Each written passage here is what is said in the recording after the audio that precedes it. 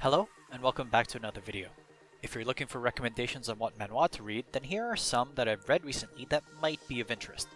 Manhwa titles are timestamped in the video for your convenience. Our first manhwa for today is The Count's Youngest Son is a Gamer, a reincarnation manhwa that I've read up to chapter 64 on. The main character of this manhwa is Do-hyun, an avid gamer who's been playing the full dive game titled Connect. As luck would have it, due to the major player guilds cooperating with the major NPC powers in Connect, they've been able to dominate both the game world and the real world. Do-hyun was caught in their crossfire and ended up being assassinated in real life. However, he ends up reincarnating as Raoul Ashton, the youngest son of a Count family within Connect. But before the release of the game, oddly enough, Do-hyun, now Raoul, looks to achieve power within his limits, more so hopefully than his previous life, while preventing the guilds and major powers from dominating this world of Connect. More so for his own benefit, of course. The story is 9 out of 10. Over the past 64 chapters, a large portion of it has been Raoul vying to figure out a way to survive the impending power struggle once players come flocking into the world of Connect. Since he has his previous memories, rushing to prioritize and acquire the powers he's familiar with and at the same time theory crafting new ones is a good time. Its potential for a future story once players are involved leaves some room for a revenge plot as well. The characters are 7 out of 10. Raoul finds himself quite attached with the Ashton family as he's treated in a way that emotionally touches him. This family becomes Raoul's priorities, but each of the NPCs or people have their own agenda and clearly operate like humans. But it's a game. The art is 7 out of 10. Raoul's mastery over Do-hyun's powers and his own Ashton swordsmanship is shown beautifully. In addition, the highlight of some of Raoul's gear is amusing. So if you're a fan of reincarnation stories and are okay with a fantasy game foundation with a main character thirstily looking for growth and power to protect what is now his, then The Count's Youngest Son is a Gamer should be on your list. Also, if you've read Magic Academy's Genius Blinker from my previous videos, then I would heavily recommend this manhwa for you. This next manhwa is Genius Artist's Random Studio, a modern manhwa that I've currently read up to chapter 43 on. Its main character is Kim Jin-woo, an aspiring actor who, due to being fed up with how he's being treated, quit his role of being an assistant writer. After wallowing in despair yet sticking with his decision, Jin-woo ends up becoming a fan of Semi, a member of the girl group Purple Girls, and after seeing her in person one day is struck by what seems to be a system window for those familiar with video games.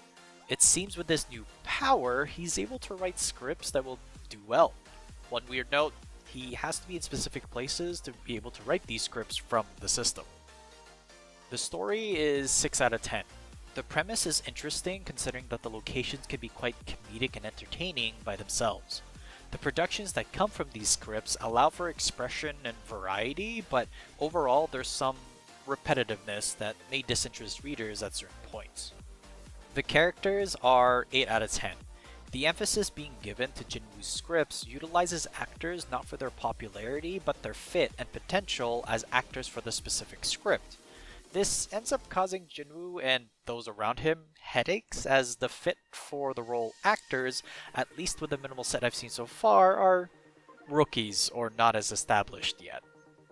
The art is 9 out of 10. The portrayal of the actors in the writing and scenes that pop up in Jin-woo's head as he writes the scripts gives a concrete way for Jin-woo to express how the actors should act. This almost perfect way of producing a good work is displayed well. On the Jin-woo front, the comedic scenarios and ridiculous situations he ends up finding himself in due to the following of the system's guidance is very amusing and aptly put together. If you're looking for a modern manhwa that looks to the writing aspect of the drama world with an amusing main character who finds himself in a lot of comedic situations, then Genius Artist's Random Studio is one for you. Also, if you're a fan of the producer's Second Life from my previous videos, I would encourage you to try this manhwa too. Our next manhwa is Cooking Sorcerer, a reincarnation manhwa that I've currently read up to chapter 38 on. The protagonist of this story is Yoo-jung, a tattoo artist that was suddenly transported and reincarnated as Sylvia, a character from a fantasy novel that she was reading. As a tattoo artist, Yoo-jung was used to having tattoos being all over her skin and was shocked to see Sylvia's jade white skin as it's described. Now having to fend for herself in a fantasy world, Sylvia tries her utmost best to survive in this new place. The story is 7 out of 10. An entertaining premise with its introduction, Yoo-jung's love of both food and tattoos influences her early decisions, and as the events of the fantasy novel play out, the romantic side of things introduces itself to us readers. The situations that she ends up finding herself in while living her newfound life continues its amusing and entertaining energy. The characters are 8 out of 10. The combination of the mischievous fairies in this fantasy world and the characters that surround Yoo-jung make for an exasperating yet positive experience for her. Of course, it isn't necessarily as simple as it may seem, and some undercurrent issues may prove to be challenging for our main character ahead. The art is 8 out of 10. Good food, relaxing atmosphere, showcase of magical ability, and underlying tension all are examples of things shown in this manhwa that captivated me while reading it, to put it simply. Cooking Sorcerer is a story that doesn't seem to have a lot of stakes on the line except for Yoo-jung's current predicament of being in this world, so if you're looking for a cooking, slice-of-life based manhwa with some romantic development sprinkled in, Cooking Sorcerer should be bookmarked for later. This next manhwa is the Stellar Swordmaster, a fantasy manhwa that I've currently read up to chapter 50 on. Its main character is Vlad, an individual living in the dark side of the northern trading town, Shawara. Here, Vlad is one of the many who struggle to make something out of their lives due to their situations. One day, however, an opportunity arises with a cost, and Vlad earnestly takes it with both hands. Now being able to pursue the path of swordsmanship, his talent and his thirst to make something for himself flourishes. This of course doesn't diminish his feelings about the roots of where he came from though. The story is 8 out of 10. The initial opportunity given to Vlad is one of both excitement yet wariness, as it leaves Vlad's future in a fragile state. His continued growth plus his unwavering pursuit to master the skills he is being trained in allow him to make a name for himself. This independence yet leash gives Vlad a baseline to work from for the future. The characters are 7 out of 10. There aren't very clear allies and enemies if we were to take Vlad's perspective, but rather those who would benefit him and those in his way.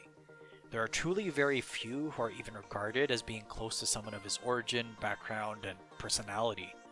This doesn't faze Vlad at all, but clearly all of the characters have their own reservations and agendas to push. The art is 9 out of 10. Its portrayal of its world's version of mastery over the sword, or otherwise aura, for its knights is beautiful, to say the least.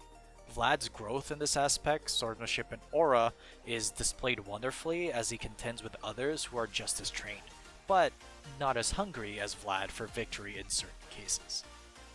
So if you're looking for a fantasy manhwa with a historical-esque background and an almost rags to riches type of MC, then the Stellar Swordmaster would be a good recommendation for you. Welcome to the highlight portion of today's video as we look at how one of the manhwas mentioned in the previous video is doing as I've continued reading it. Slight spoiler warning as we will be discussing the events in the manhwa since my previous opinion.